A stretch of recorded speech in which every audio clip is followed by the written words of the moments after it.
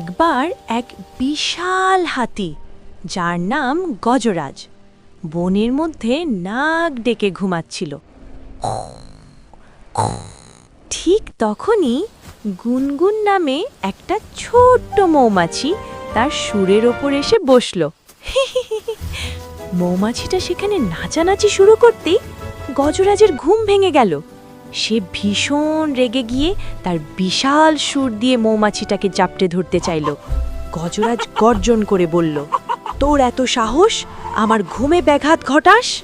ছোট্ট গুনগুন ভয়ে কাঁপতে কাঁপতে বলল, দয়া করে আমাকে মারবেন না গজরাজ ভাই, আমি ছোট হতে পারি, কিন্তু ভবিষ্যতে আমি আপনার কোনো উপকারে আসতে পারি।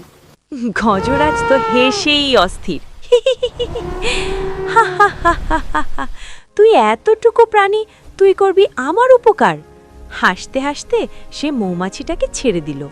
কয়েকদিন পর গজরাজ বনের মধ্যে হাঁটতে হাঁটতে এক শিকারীর পেতে রাখা বিশাল জালে আটকা পড়ল।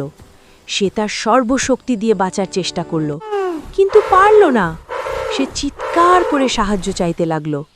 গুনগুন সেই চিৎকার শুনতে পেয়ে দ্রুত সেখানে উড়ে এলো। সে একা ছিল না, সাথে নিয়ে এলো তার হাজার হাজার মৌমাছি বন্ধুকে।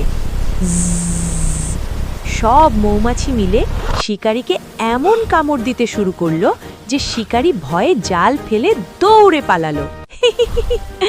আর গুনগুন তার বন্ধুদের নিয়ে জালের দড়িগুলো কামড়ে ছিঁড়ে গজরাজকে মুক্ত করে দিল।